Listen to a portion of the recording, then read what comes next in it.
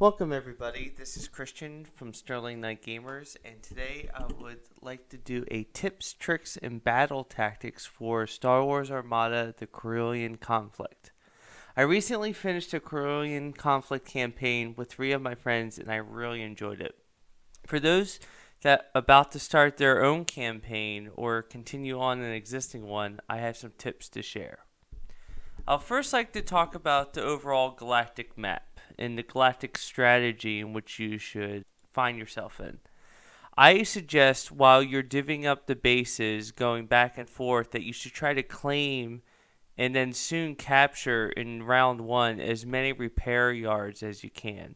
Repair yards are really useful and can really take the sting out of casualties that you take from a loss or even a close win.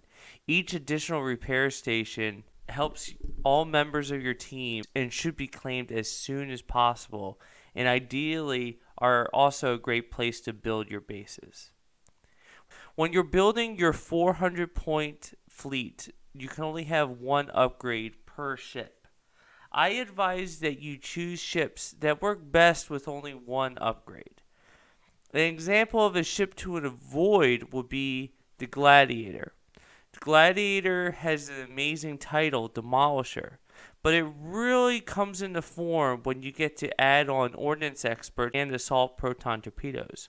On its own, it just doesn't have the same punch, and you'll likely suffer more casualties than you normally would. Examples of ships that are great with only 1 upgrade would be a CR-90 with turbolaser reroute circuits, or an ISD-2 with gunnery teams. Ships like the Demolisher, the Pleta, and the MC-30 are best to add them to your fleet in the second round. The MC-80s of all types, as well as assault frigates, are also good to start out with. Have a rough plan of how you want to scale up. For example, my MC-80 Liberty started out with just gunnery team, and then in future rounds I added the turbo laser upgrades and medical teams. My partner started out with gunnery teams on his assault frigates and the Home 1 title on his MC-80, and then added electronic countermeasures to all of his ships after.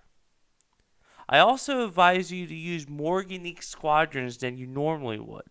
Generic fighters are often a great cost-effective choice in a regular tournament-style game, but making a unique squadron veteran is a significant boost in this campaign and significantly increases the firepower output during key moments when you spend that veteran token. It's definitely worth the extra 1 point in order to make a regular squadron a unique squadron and get that additional power. Not to the same extent, but also use more heroes than you normally would, where the 5 or 10 extra points can be more allowed in a 500 point game and get that veteran status. But definitely squadrons like Rogue Squadron in particular and Saber Squadron on the Imperial side should definitely be used by 1 member of your team. The 1 point and the increased power of those, as well as the veteran status, is particularly useful. Do a show or force or a hyperlane raid early on in turns 1 or 2 to give you a boost in resources so that you can get your fleet to 500 points as soon as possible.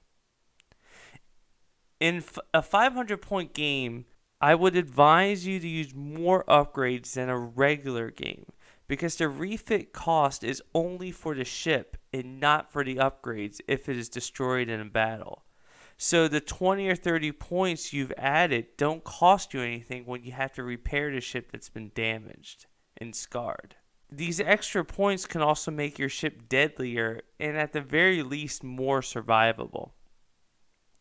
Know when it's time to strike and when it's just to get a victory point here and there. Whenever a fleet gets retired, it's a great time to attack a base because your opponent will be less capable of sending a fully upgraded fleet to engage yours. This is how the rebels in my campaign were able to strike Corellia after our opponent refurbished one of his fleets and sent his other higher point build against one of our bases. If you suffered a large defeat and are thinking about retiring it, consider taking it to one more battle and use whatever resources you have to get it close to a 500-point list and just go all out. If you lose, those scarred ships will be gone forever, but then you could go ahead and just build a new 400-point fleet then. But if you win, you could bring great victory to either the rebellion or to the empire. So those are my advice and tips and tricks for the galactic stage of this game. For the individual battles, it's mostly the same kind of strategies that you would do in any other game. However, there are some components that carry through from the battle into the galactic map and vice versa. For example, veteran status is great and is really useful, and you should try to get as many of your ships and unique squadrons to veteran status as soon as you can. So when you're about to make a finishing blow on a squadron or a ship, try your best to have one of your rookie unique squadrons do it. For example, in one battle, an ISD had 2 health left.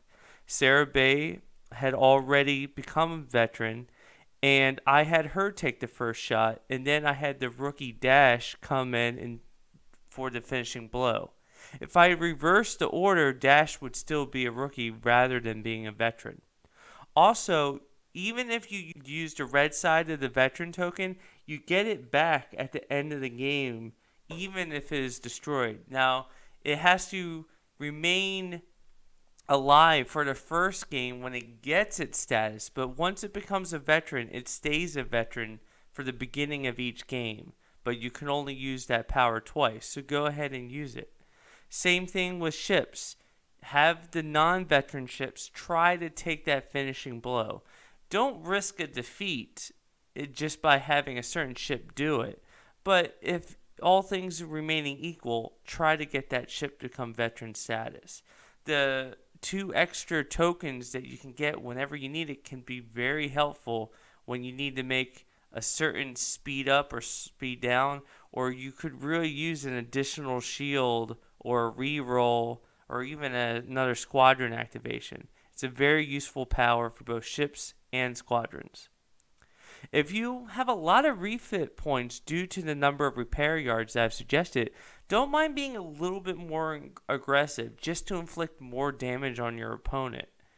On the flip side, if you're strapped for points, it may be best to break off and avoid death and even go into hyperspace rather than lose an already scarred ship or suffer additional point loss.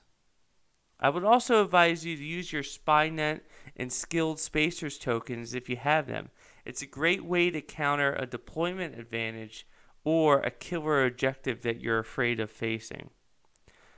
So those are my basic tips for both the galactic stage and for the individual battles. I hope you found this to be helpful, and I've really enjoyed playing the Corellian campaign. I'm looking forward to my next game, and I'll definitely start a new one soon. So, have you played the Corellian Conflict? Do you have any other tips that you would like to share below? Please do so, and may the Force be with you.